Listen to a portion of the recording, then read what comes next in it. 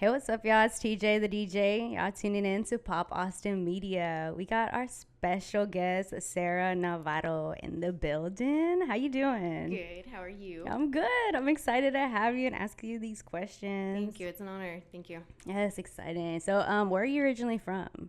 Yes, I was born in Peoria, Illinois. Okay. Moved to Austin, Texas in 2000. Pretty much from here. Seen the city grow, expand, gentrify, all of it. Nice. So when did you say you moved here from Illinois? 2000. Okay. So I've been here like 22, 23 years. Nice. So how was your childhood? Like, do you remember your childhood from over there and then like compare it to Austin's? A little bit, kind of, yes. Very cold. I mean, 4 foot, 5 feet of snow. Oh my gosh. I think maybe in the summertime the highest would be like 80 degrees. So that's nothing compared to here. Yeah. But yes, in moving 2000, I stayed in South Austin really. Mm-hmm. It wasn't until I graduated from high school that I went to college and kind of got experience with West Campus and East Austin. I really love Austin. Love the community. I mean, it's changed now. It's very different. But overall, I like the people. Mm-hmm. My experiences, my memories are Austin. Nice. Yeah, Austin's a vibe. I love it, right? So where did you say you went to high school? Crockett. Nice. Yeah. Dope. Did you play any sports or what were you into in high school? Yes. In Crockett, I was just in softball. I was also the water girl for 3 years for the varsity football team. Nice. And outside of Crockett, I was a motocross racer. So that was a lot of fun. That was my passion. What? Wow. Yeah. That's so cool. That has to be fun. So when did you get into that? Did you do it all your life? Pretty much, yeah. I mean, my dad, I was his favorite son. I'm an only child. He wanted a son. He got me, but I was always in the dirt, always outside, hardly watching TV, just really enjoying outdoors. And yeah, I think in 2005 was my parents' divorce, 2006 maybe. So yeah, I started living with him, and he had a property out in Bastrop, like a little ranch. So from there, it was just 4-wheelers. And I got kind of bored with that, decided to try 2 wheels. And ever since then, that was the passion of mine. Wow, how cool. Did you get any injuries from that? That's like the first thing I see when I see them like go over the hill. I'm like, I'd be scared. Yes, actually, it's why 7 is my unlucky number. In July 7th, 2007, I was racing for a championship. I crashed. My bike landed on top of me, and I broke 3 of my ribs on my left side. I woke up 2 days later at Seton Hospital. And then flash forward to 2012, got in another accident and broke my ankle. Oh my gosh. And were both of them in competition? Yes. Or? Okay. In competition, yes. And then just like multiple concussions here and there. Oh my gosh, that's crazy. Hey, but you do it for the things you love. It was the adrenaline rush, truly. It was the best experience at the time for me. It truly was a passion. Before college and anything of like what I was going to do with a career and like my mind, it was motocross. Yeah. That's cool. That would have been a really cool job. Yeah. So how did you get into nutrition? Yes, excellent question. So originally I went to college for pharmacy. I was going to become a pharmacist. I worked on the corner of South First and Stasny as a pharmacy tech for 2 years, I think 2015 to 2017. And I realized, I was helping people, but it was like mitigating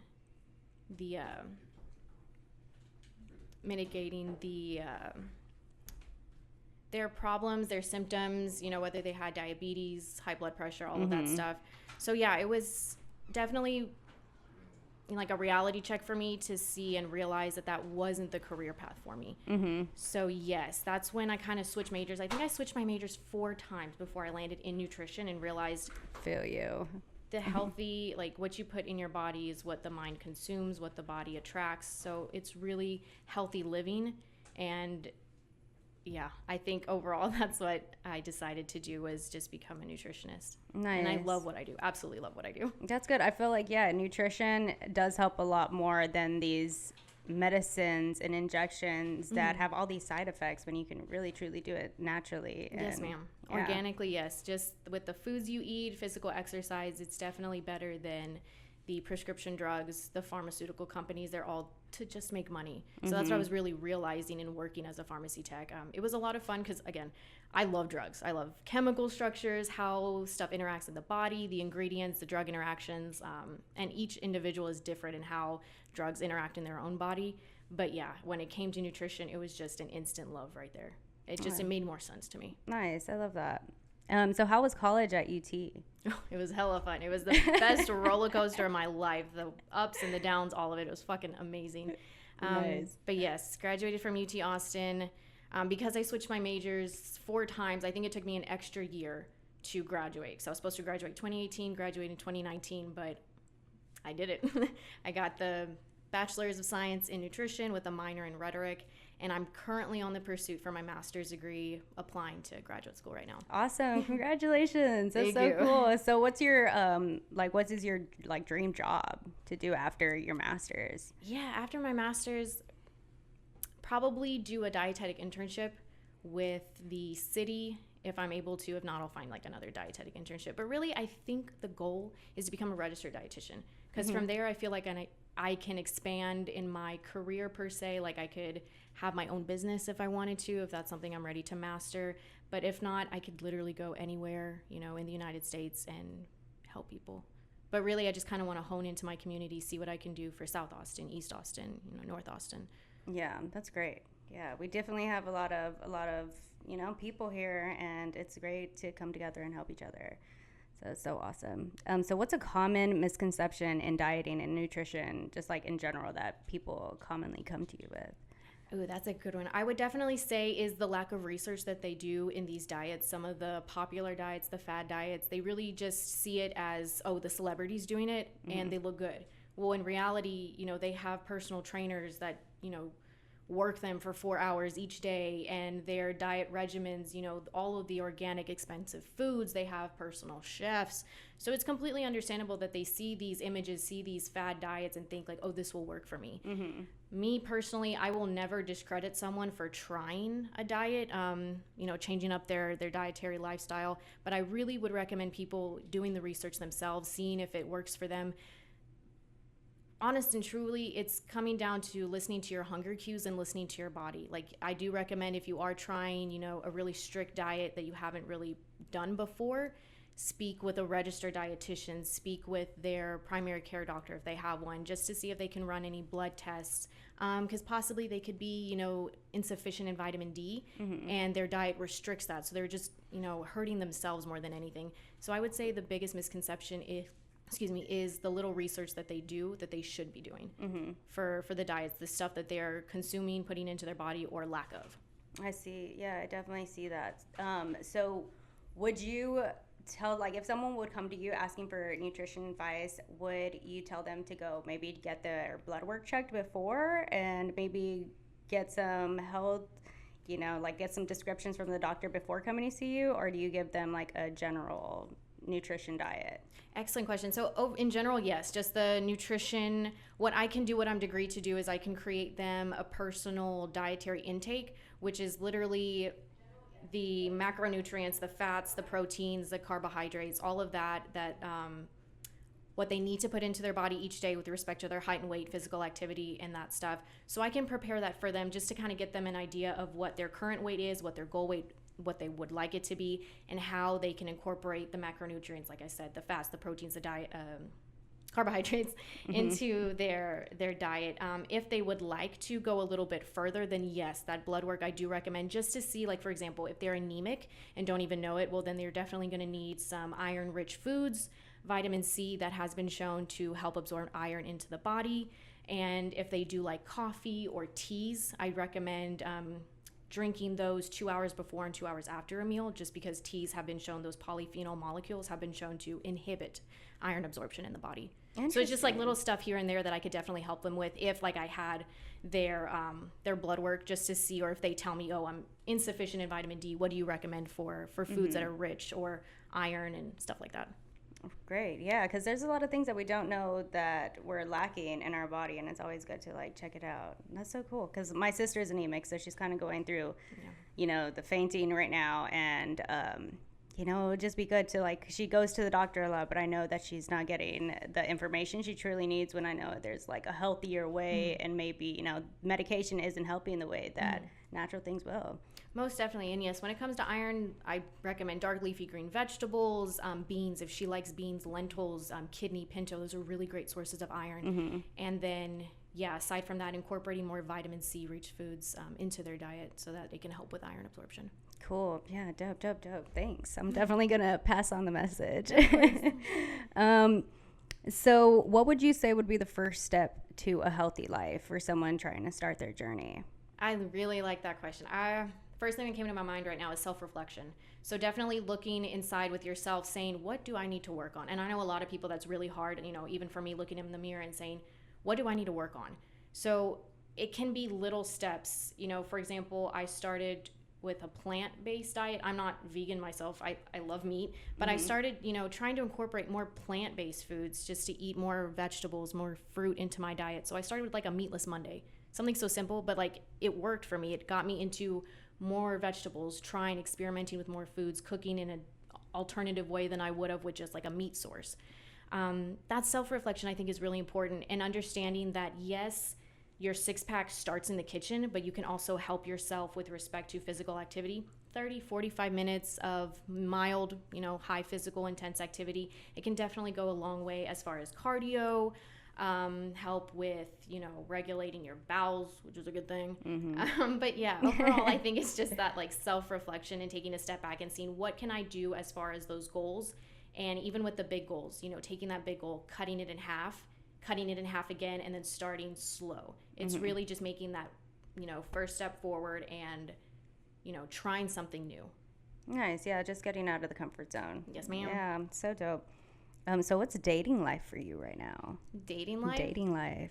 I'm working too hard.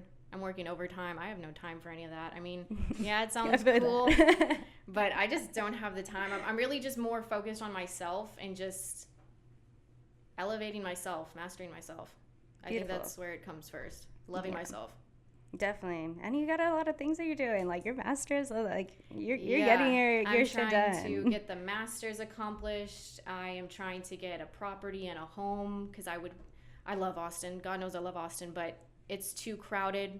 Inflation's so high, property is, mortgage, all of that. So I'm trying to get out of Austin. I would love a property in like Lockhart or Bastrop, Smithville, my own property, so I can then have my land and my motocross track. Nice. So I don't have time for love. Not right now. No, ma'am. So what's your ideal house, now that we're talking about houses? Ideal house, definitely a nice kitchen, so I can, because I do, ever since I got into the nutrition degree, I've really liked cooking and experimenting, seeing what I could do as far as that. And I don't think a 2-story house is meant for me, just because the cleaning and then going up the stairs, and if I'm drunk and I have to get up to my bed, no, I'm not doing that. Not gonna risk it. No. So I think just like one level floor house. I kind of like the modern houses now, like a rustic modern, kind of like ranch style, outside but modern inside. But definitely, it's the land, it's the property for me. I want, that motocross track. Yeah, you like that space. Yeah, you're definitely not going to find that right here in Austin.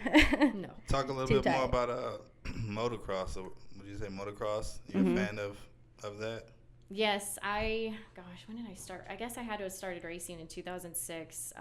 2007 was that big crash where I cracked my ribs. But, I was really good. I was sponsored by Monster at one point. Like, I was one of the only females on the racetrack. So I really had to show these men, women can do shit too. Like, I really wanted people. And granted, I was like young. I was 10, 11, and I was showing these men, like, you have to get out of the medieval dark ages. Like, there's women that are doing shit and can do what you're doing and better. Like, I was lifting 250, 400 pound bikes. I myself had a Kawasaki 125 KLX. It was a 4-stroke, and then I mastered a 2-stroke, and that shit, it was so enjoyable. How cool. So what was your favorite trick to do when motocrossing? Not crashing. Not crashing? I mean, I just experimented. I tried a bunch of stuff. I really just got out there and I had fun. Like, that was where I really learned what a passion can be and what a craft, like how you can master a craft. And I was really young, so I didn't fully understand, but I was just so receptive to learning. I was watching people, observing these men, that have mastered it for 20, 30 plus years and are teaching their kids. And so it really was a lot of fun.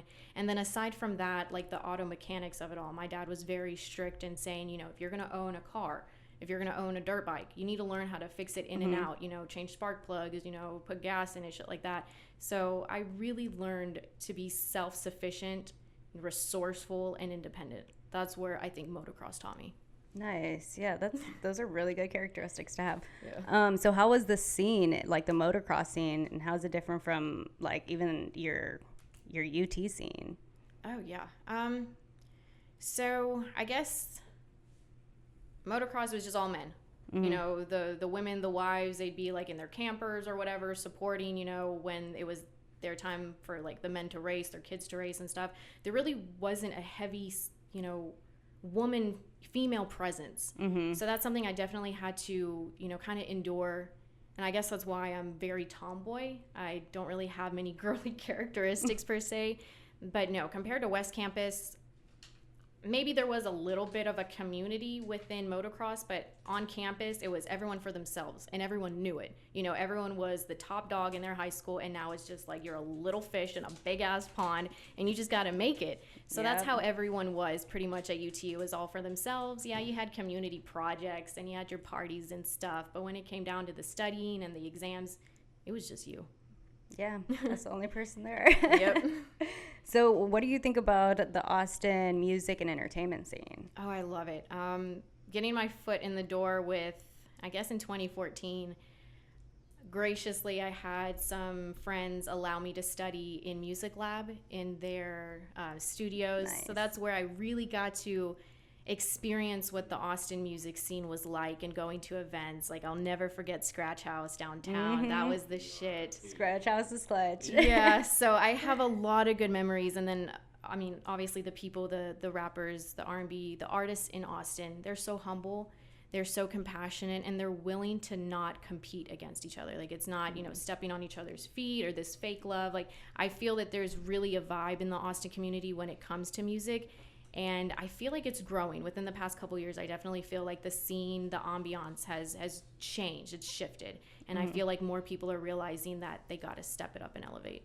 Yeah, most definitely. We definitely were talking about that people typically move out of Austin to try to grow, but we have a lot of Austin artists here, and they just need to, you know, pop off here. Yes, ma'am. And it's just like the opportunities and the networking. I also truly believe in the networking. So yeah, people who come from out of state, you know, collect them in studios, get numbers, network. I think that's really important, but it's just like the Austin community, the Austin artists, I feel like, yeah, they should branch out of state, whatever, but help the community. And exactly. That's why I am still intermingled with the Austin artists here, is because I feel like I have something to teach them as they have something to teach me. Awesome. So what's your favorite venue to go to either watch a live band or to see concerts? That's a good one. I've been meaning to go to the Moody Center. I was supposed to go to the UFC fight that they had, but I missed it. I've been kind of getting into the Flamingo Cantina. Just kind of stepping out of my comfort zone, because I really haven't been going. Since the pandemic, I've been a homebody, I'm not going to lie. I feel so you. Yeah, just I've been recently stepping out into my comfort zone, and yeah, the Flamingo Cantina, I enjoy. It's lit. And you like to see like the bands, or, you know, open mics, or what's your favorite? I feel like the band, just like when people in Austin like have the events and they're promoting, like the last one I went to was at the Flamingo Cantina, I think a couple weekends ago. The next one I think will be October 30th, so I'm really looking forward to that and dressing up. But yeah, it's like just whatever I can experience, whatever like catches my attention, my eye on the poster, the flyer. I'm like willing to just go, have fun. Awesome. So go for it. Or some artists in Austin you listen to? I really like Certified. I really like Black Child. I listened to MDK when they were a thing. I think they're going on tour in like Europe or something, if I'm not mistaken. Dope. Oh my gosh, there's so many. ATX Cypher.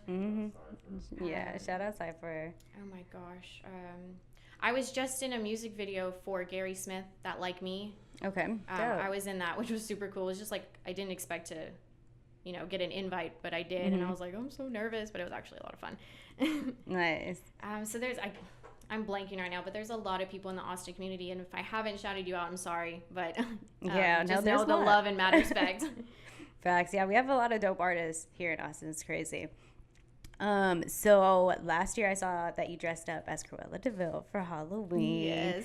So was she like a childhood favorite, or you're just feeling that vibe? I was feeling the vibe because that, not animated, the live action Cruella. Oh, with Emma Stone? Yes, I really enjoyed Dope. that. I guess it kind of resonated with me. But I love Disney. I'm such a Disney fanatic. I mean, even on my resume, I put fluent in Disney. Like, I'm not even bullshitting. I love Disney. You said I'm bilingual. Very fluent in Disney. I would say Ariel, the Little Mermaid, though, is my favorite go-to Are you princess. Excited for the live action movie? Yes. Nice. Yes, super excited. I think May of 2023, so I'll be there with the rest of the youngsters. Come dressed and everything, put on the reg wig. My fins. Man, that would be good. Just slip in there, waddle. So what are you planning to dress up for this year? Shit, that's an excellent question. I still don't know. I did recently find out about the flyer for that October 30th. It's like Velvet Crown Entertainment. I believe they're hosting it at the Flamingo Cantina. So I've been kind of like scrolling through the Google the past couple of nights to try to find something. I did find like a sexy Sherlock Holmes with like a little magnifying glass. So I might be that, but I really have no idea. I even was thinking of going like continuing with the villain Disney theme. And I'm like, who the fuck am I going to be? Like there's Maleficent maybe, but I don't know. That one's intense. That's a big headpiece. I know. Yeah. So I don't know. That seems a bit much. We're gonna have to stay tuned. What about you? I don't know. I was thinking, I don't know. I rewatched Game of Thrones. I saw Bridgerton, so I'm like feeling some like I guess Renaissance kind of vibes. But at the same time, I'm like, I've always wanted to be like an Egyptian princess, like because I love the Mummy. So I need to work out for that, but maybe. You should. I really like that idea. And then I haven't seen Game of Thrones or the other one you mentioned. I really don't watch much TV. I'm sorry. Oh my gosh, that's what I do. That's my hobby is watching TV. Gotcha. If anything, I've habitually watched the American Horror Story. Before, I think it was before they got to Lady Gaga, because after that I was like, y'all kind of outplayed it. It seems a bit much, but I loved American Horror Story. Yeah, it was really detailed. Love the vibes. So do you offer your own nutrition services? Yes. I'm kind of promoting, kind of not. Really, it's just the Instagram that I pretty much try to get people to message me, contact me from. But yes, I can do nutrition education. I can provide nutrition resources. And like I said, I can also do that personalized dietary intake form. And that right there, based on their height, their weight, sedentary level, activity level, their goal weight, I can kind of give them the idea of what they need to be eating per day with respect to fruits, vegetables, carbohydrates, fats, and proteins. Awesome. And where or what is the best way to reach out to you? You said through Instagram? Yes, ma'am. So you can reach me at Instagram at Nerdy Nutritionist. Nice. Yeah, and I saw your name. I love it. I'm like Nerdy Nutritionist. It's just like inviting. Yes, and if it wasn't for the pandemic, honestly, I never really established a social media platform other than Facebook, but that was just like back in 2010 when social media wasn't really a way for networking in a sense, the way that we do it now. But yes, because of the pandemic, I adopted Instagram, and organically I've just been gaining followers. So I'm really hoping that it continues to grow just because I have a lot to offer. My Instagram, I need to update it so it doesn't really show me fully as a nutritionist. There's some odd pictures here and there. But really, I have a lot to give back to the community with respect to health and nutrition. And I would love for people to understand, stay hydrated, drink their 64 ounces, eat their fruits and vegetables, and just stay active. Enjoy the life that you're living because you only get it once. Yeah, it's very true. I'm glad that you're doing that. I love like-minded individuals that just like bring back to the community because we definitely need it. And the stronger we stand together, the better we'll all be. Yes, ma'am. That is what it is. And currently with my job, I specialize in women, infants, and children. However, I am degreed qualified for all age groups, genders, and ethnicities. Awesome. Okay. Is there any other places for the people to follow you? Are you just promoting Instagram? Just promoting Instagram. I do have a Twitter. I hardly use that, and I can't even remember my @name, but it could be Nerd of Nutrition. I think so. Okay, so y'all tune in, Nerdy Nutritionist. Nerdy Nutritionist. On Instagram. So we have some cute little merch for you. You're an official Pop Austin Media team member. Thank you. Oh, God, thank you. Yes, we appreciate you coming and just sharing the vibes and your knowledge. It's so awesome and so great to have you. Oh, thank you. Again, it's a true honor. I've seen you on social media, and you are an inspiration. I feel like you're just like the complete package, and your smile, like I'm just, yeah. Thank you. You really inspire a lot of people. My mom got me braces when I was young. I'll shout her out for that one. Shout out my dad. I had braces in middle school, but within the past like 8 months, I haven't worn my retainer, so it's like my bottom teeth are a little crooked. I feel you. I haven't worn mine in like 3 years. They weren't kidding when they said you need to wear it every night. I'm like, every night. You're like, I don't think so. I lost it. Oh, but thank you again, truly. Thank yes, you all. thank you. It was so awesome. It's always such a vibe, and I love this female energy. So it's such a vibe. So appreciate y'all for tuning in to Pop Boston Media. This is Sarah Navarro, the nerdy nutritionist, and we'll see you next time.